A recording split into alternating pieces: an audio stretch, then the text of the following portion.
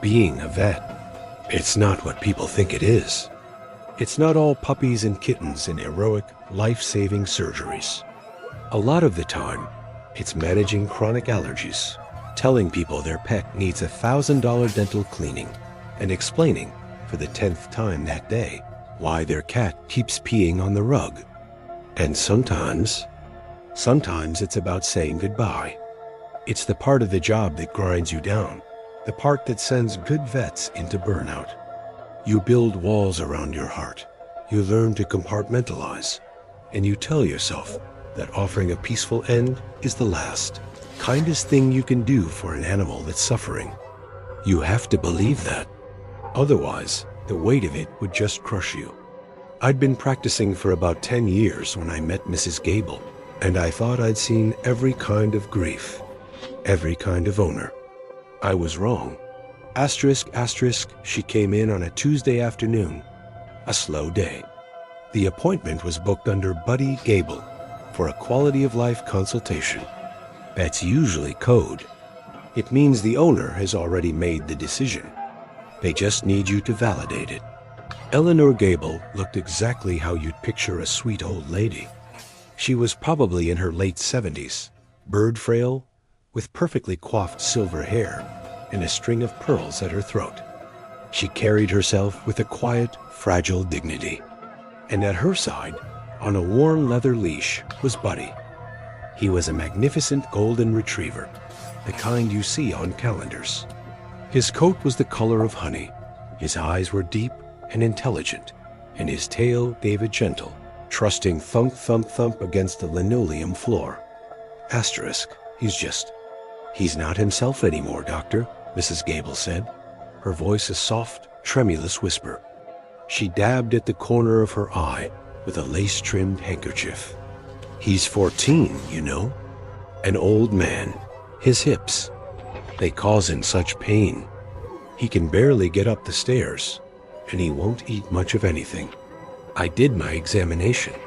I ran my hands over his hips, palpated his abdomen. Buddy was a little stiff, sure. He had some mild arthritis, which is completely normal for a dog his age. But he was in remarkable shape otherwise. Good muscle tone, clear eyes, a healthy heart. He wasn't the spry puppy he once was, but he was far from the suffering animal she described. He even nudged my hand, looking for a scratch behind the ears, his tail giving that same gentle thump. I explained my findings, suggesting we could manage his arthritis with some new medications. That he still had plenty of good time left. Mrs. Gable just shook her head. A single perfect tear, tracing a path down her powdered cheek. Doctor, you're very kind, but I know my dog. I see the look in his eyes when he thinks I'm not watching. The light is gone. He's ready. I can't be selfish and keep him here in pain just for my own sake. Asterisk, it's an argument you can't win. When an owner has convinced themselves that their pet is suffering, any evidence to the contrary is just seen as you're not understanding their special bond. It's a performance of compassion, and you, the vet, are cast as the final instrument of that compassion. So with a heavy heart, I agreed. My vet tech, Chloe, a young woman with a heart far too big for this job, prepped the injection. Mrs. Gable cradled Buddy's head, whispering loving goodbyes into his fur as he peacefully drifted off. She paid in cash, thanked me profusely for my kindness, and left, a solitary, grieving figure. Chloe and I were quiet for a while after that. He seemed like such a sweet old boy, she said, her voice thick with emotion. I just nodded. They always are, I replied. It was just another sad Tuesday. We forgot about it by the end of the week. Almost exactly a year later, the name Buddy Gable appeared on our schedule again. I felt a pang of confusion. Didn't we? I started to ask Chloe. She shrugged. Maybe it's a new dog? Same name, in memory of the old one. It happens all the time. When a frail-looking Mrs. Gable walked into the exam room, my confusion solidified into a strange, unsettling feeling of déjà vu. At her side was a golden retriever, and he looked identical. The same honey-colored coat, the same intelligent eyes, the same gentle disposition. Asterisk, Dr. Thorne, thank you for seeing us, she said, her voice carrying that same practiced, sorrowful tone. This is Buddy. I rescued him a few months ago. I thought I was ready, but he's an old dog. The shelter wasn't honest about his age. His hips are just terrible, and he has this cough. This time, my examination was more thorough, more skeptical. The dog was, by all accounts, perfectly healthy. Maybe 10 years old, not a puppy, but vibrant. There was no cough. His hips were fine. He licked my hand eagerly. I looked from the happy, healthy dog to the sad, determined woman, and a cold knot formed in my stomach. Mrs. Gable, I said, trying to keep my voice even. This dog is in very good health. I can't find any medical reason to consider euthanasia. Her face crumpled, but this time it looked different. Not like grief, but like frustration, annoyance. You don't understand, she insisted, her voice losing its gentle tremor and taking on a sharper edge. His soul is tired. He is ready to go. The phrase, his soul is tired, echoed in the sterile exam room. It wasn't medical. It was something else. It was a justification that existed outside of logic, outside of my professional expertise. I held my ground for 10 minutes, offering alternatives, suggesting rehoming him if she couldn't care for him. But she was immovable. She started to cry, accusing me of wanting to prolong his silent suffering, of being cruel. It was emotionally manipulative, and it was deeply, deeply effective. In the end, I caved. The alternative, I reasoned, was her taking him to a less scrupulous clinic, or worse, abandoning him. The procedure felt different this time. It felt wrong. It felt like an execution. Asterisk, after she left, Chloe and I just stared at each other. That was weird, right? She whispered. That wasn't just me? I pulled up the file for the first Buddy Gable. The photo we had on file was a bit blurry, but it was him. It was the same dog. Or if not the same dog, his perfect double. Pull up her whole file, I said. Chloe's fingers clicked on the keyboard. Mrs. Eleanor Gable, client for 6 years. And there it was. A pattern. 4 years ago, a euthanasia for a golden retriever named Buddy. 6 years ago, another one. Same name, same breed. All of them around the same time of year, in late autumn. All of them described as old and suffering, despite the sparse medical notes suggesting otherwise. A morbid curiosity, the kind you know you should ignore, took hold of me. That night, I went home and did something I'd never done before. I looked up a client online. I just typed Eleanor Gable and the name of our town into the search bar. The first things that came up were obituaries. Not for her, but for her husbands. Mr. Albert Gable, deceased 6 years ago. Mr. Jonathan Pinter, her second husband, deceased 4 years ago. And her first husband, Mr. David Sterling, deceased a decade ago. She had reverted to her second husband's name after the third one passed. I clicked open Albert Gable's obituary. My blood ran cold. Date of death, October 17th. I checked our clinic's records. We had put the first Buddy to sleep on October 18th. I checked Jonathan Pinter's. Date of death, November 2nd. We had euthanized the second Buddy on November 2nd. The dog from yesterday? His appointment was on the anniversary of her most recent husband's passing. It wasn't a coincidence. It was a ritual.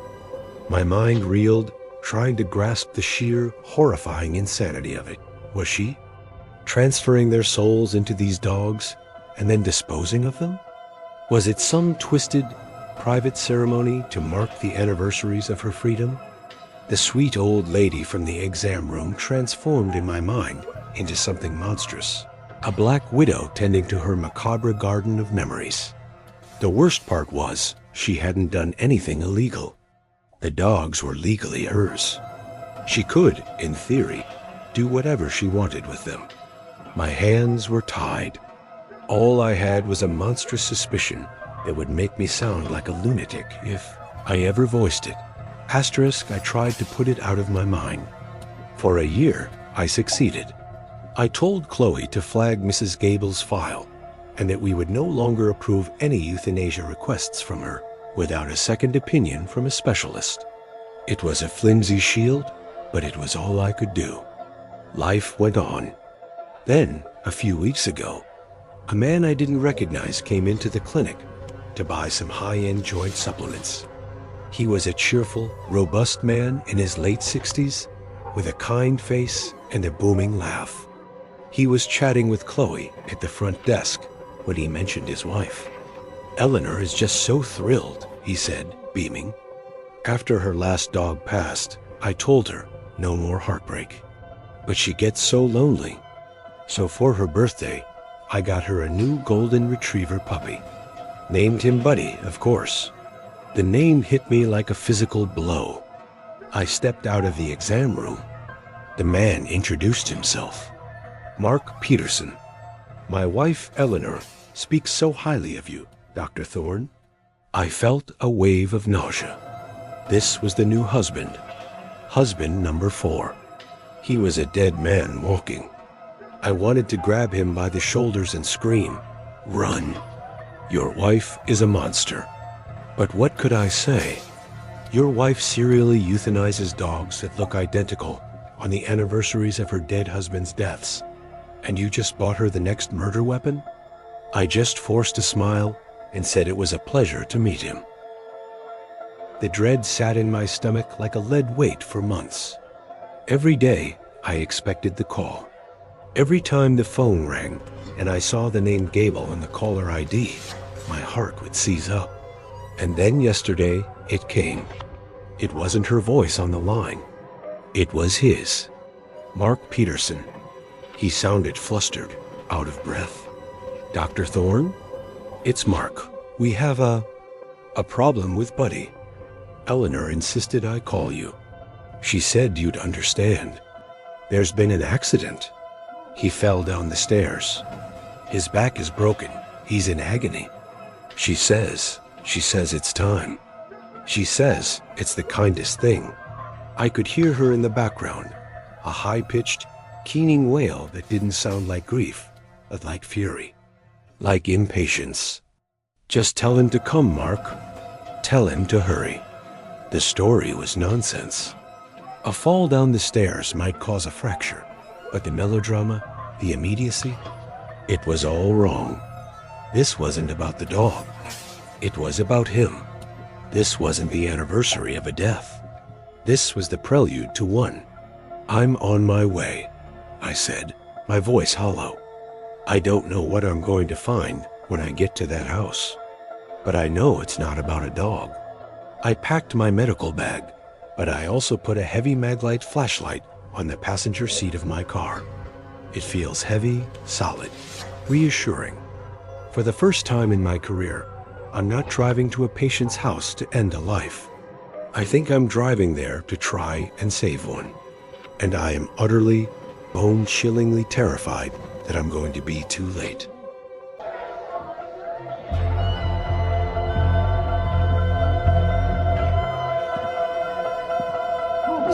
There's a certain kind of quiet that only exists in a hospital after midnight.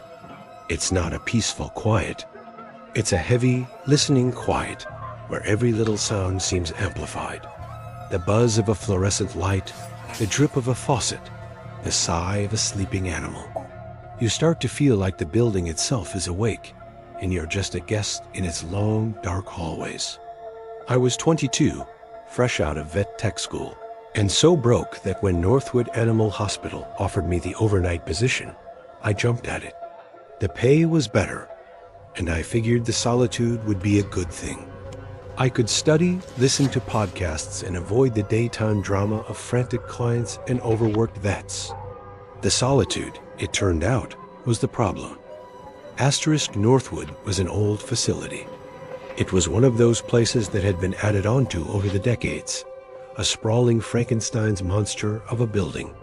There was the new, brightly lit surgical wing and ICU up front.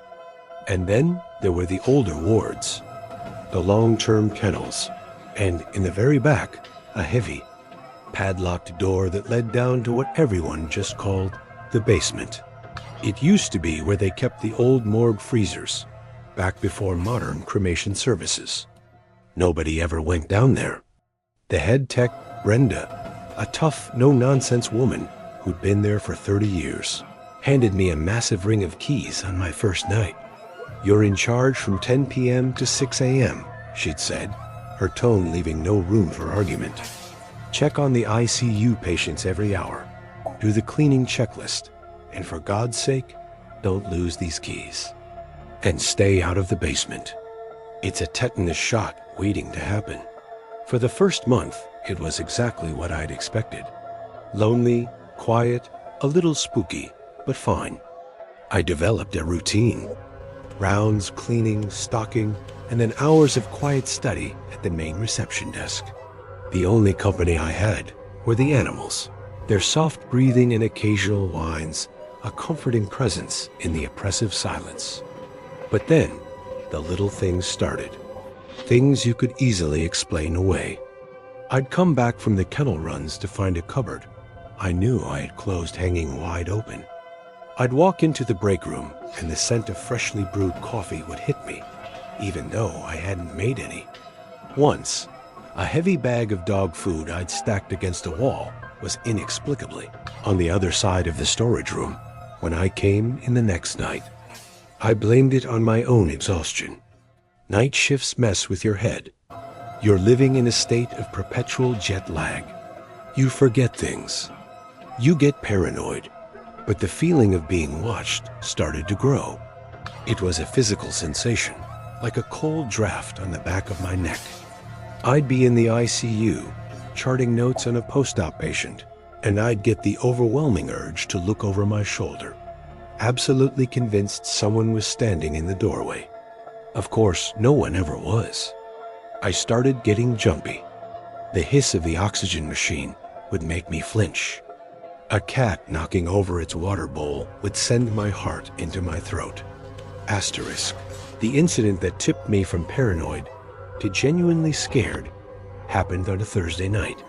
I'd packed a sandwich and a bag of chips for my lunch.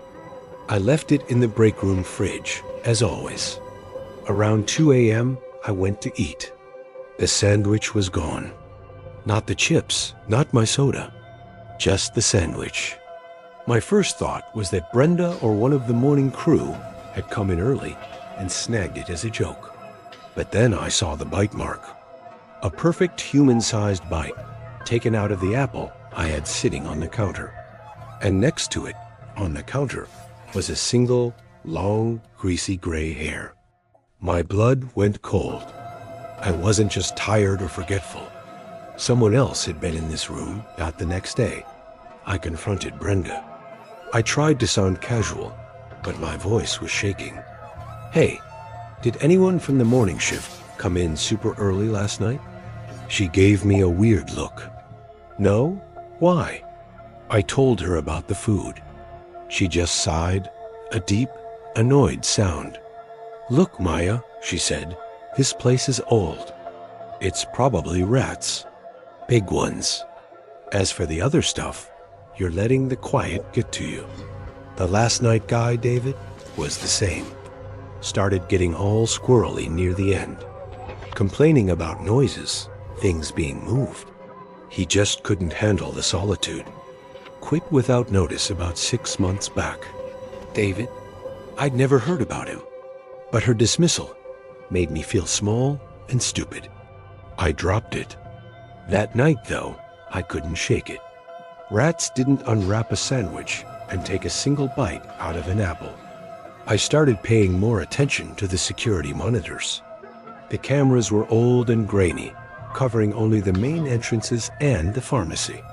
For hours, I just watched the static-filled screens, hoping to catch something. And I did. It was a flicker, so fast I thought I'd imagined it. On the screen for the back hallway, the one that led to the basement door, a shadow seemed to detach itself from the wall and melt back into the darkness. I replayed the tape. There it was again. A tall, stooped shape, moving with a strange, shuffling gait. It wasn't a rat. It was a person. Asterisk, my fear turned into a terrifying, obsessive need for answers. Who was this person? How were they getting in? During the day, when the hospital was bustling, I went to the back hallway. The padlock on the basement door was thick and rusted, but the wood of the door frame around the hinges was splintered and dark, as if it had been pried open and shut many, many times. Driven by a terror that was now stronger than my fear of Brenda, I went into the employee records office. I found David's file. It was thin, just a basic application and a termination form. The reason for leaving was listed as job abandonment. No forwarding address. No final paycheck collected. It was like he had simply ceased to exist. Tucked into the back of the folder was a small, handwritten note from Brenda. David reported seeing a transient on the property multiple times. Followed up with police. No evidence found. That night, a storm rolled in. The wind howled and the rain lashed against the windows. Just after 3 a.m., the power went out. The whole building was plunged into an instant, suffocating darkness. Then, the emergency generator kicked in with a roar, but it only powered the essential life support machines in the ICU and a few dim red emergency lights in the hallways. The rest of the hospital was a maze of shadows. My heart was hammering. I was trapped. That's when I heard it. Not the building groaning or the wind rattling. It was a voice, a low, raspy whisper, coming from the end of the hall. They don't like the noise. The storm scares them. I froze, my hand clamped over my mouth to stifle a scream. I peered into the gloom, and I could just make out the silhouette standing there.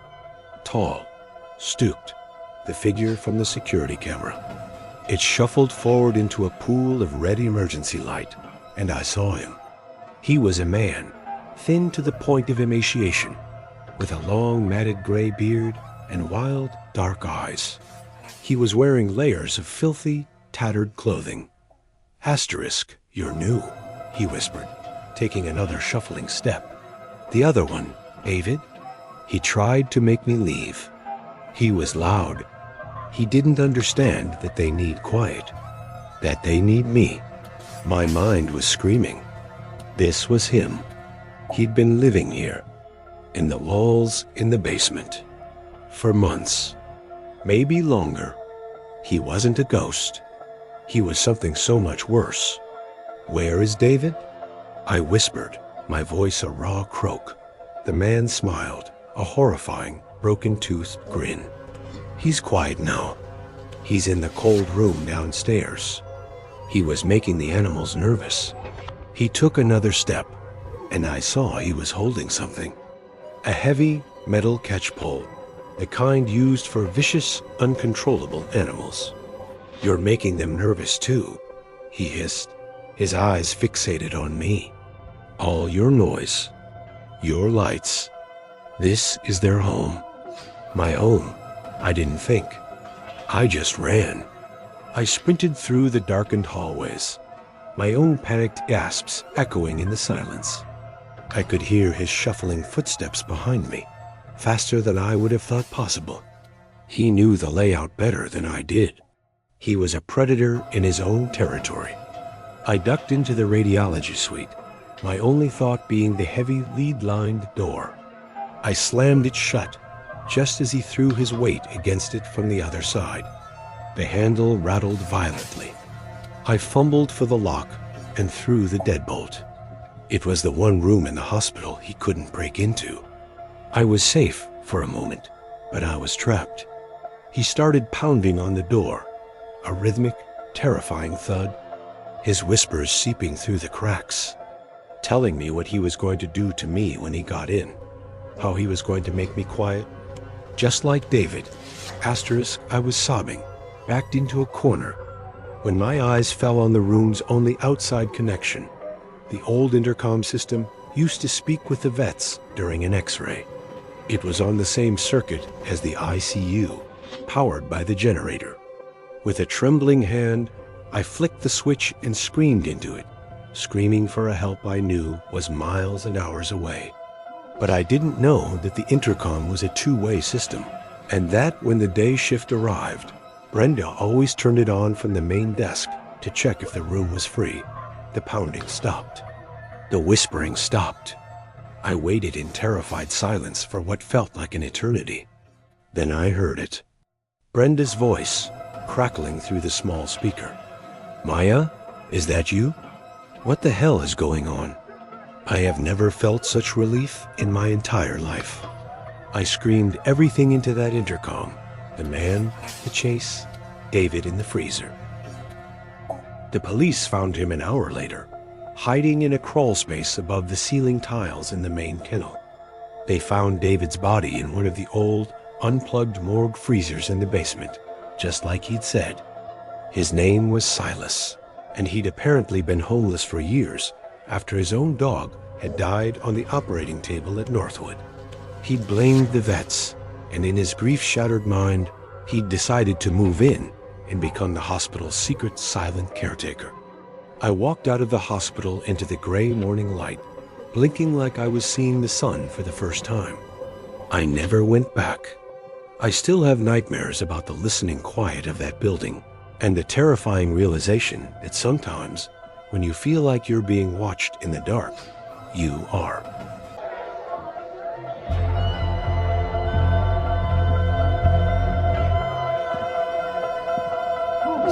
If you're a large animal vet, you get used to a few things.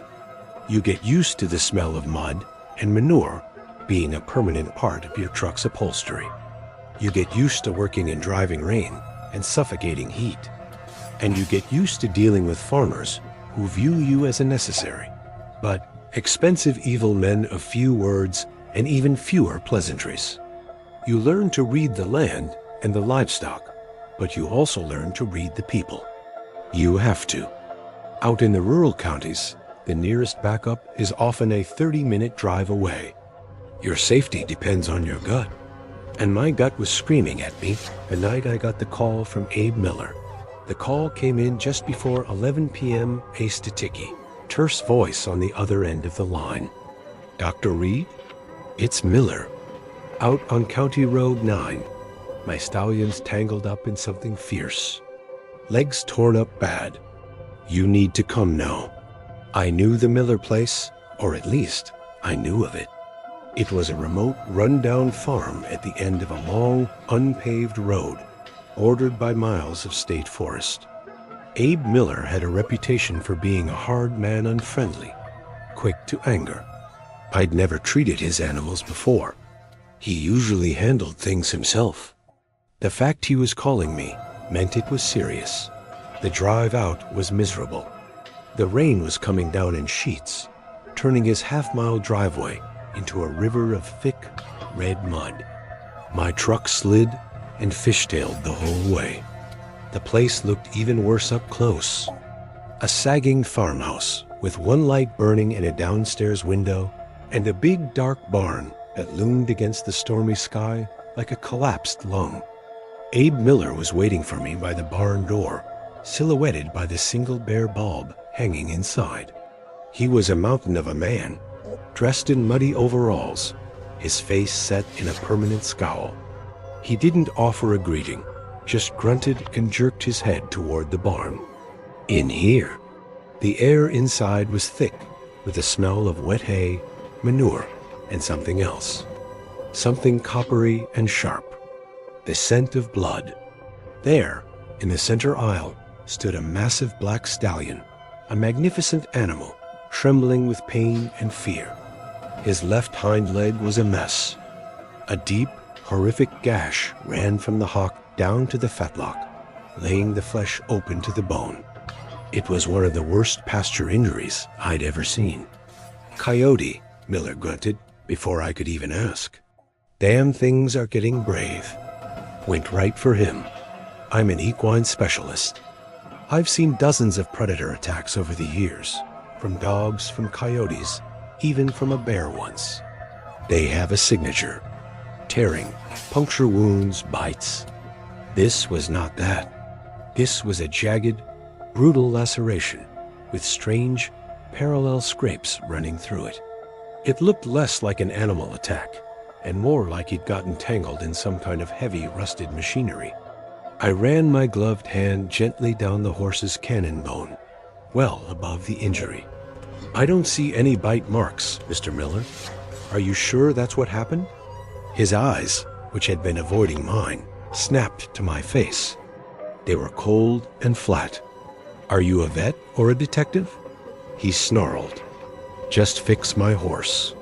The hostility was so sudden, so out of proportion, that every nerve in my body went on high alert. My gut wasn't just screaming anymore. It was setting off air raid sirens. But I had a suffering animal in front of me.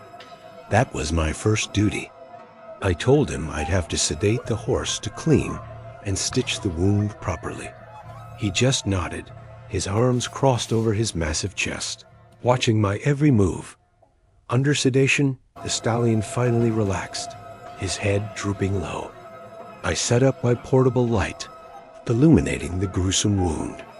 As I began to flush it with antiseptic, the extent of the damage became clearer. It was deeper than I thought, packed with mud, grass, and debris. I started methodically cleaning it out, pulling out bits of leaf litter and pebbles with my forceps. Then, my forceps closed on something hard, something that wasn't a rock. It was wedged deep in the muscle tissue, right up against the bone.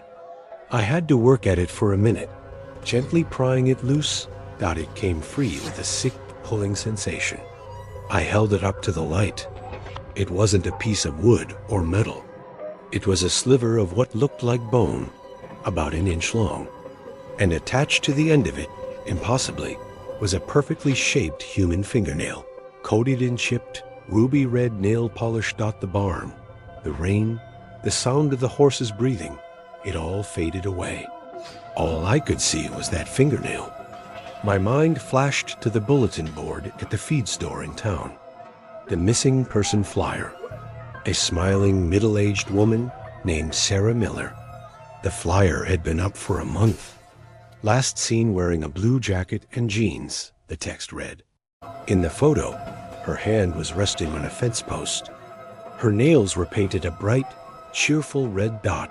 My blood turned to ice water. Abe Miller hadn't just been lying about a coyote. He was a murderer. The horse had been a witness. Or worse, the weapon. Had she been kicked? Trampled during a fight? Had he run her down with the stallion in the muddy field?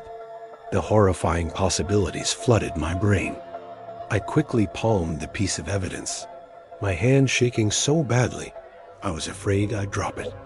I slipped it into the pocket of my coveralls, my heart hammering against my ribs so hard I was sure he could hear it. I had to act normal. I had to finish the job and get out of there. I stitched the wound on autopilot, my hands moving with a precision that felt detached from my panicked mind. I could feel his eyes on my back the entire time. He hadn't moved. He was just standing there, a silent, menacing statue. When I was done, I began packing my supplies, my movements stiff and clumsy.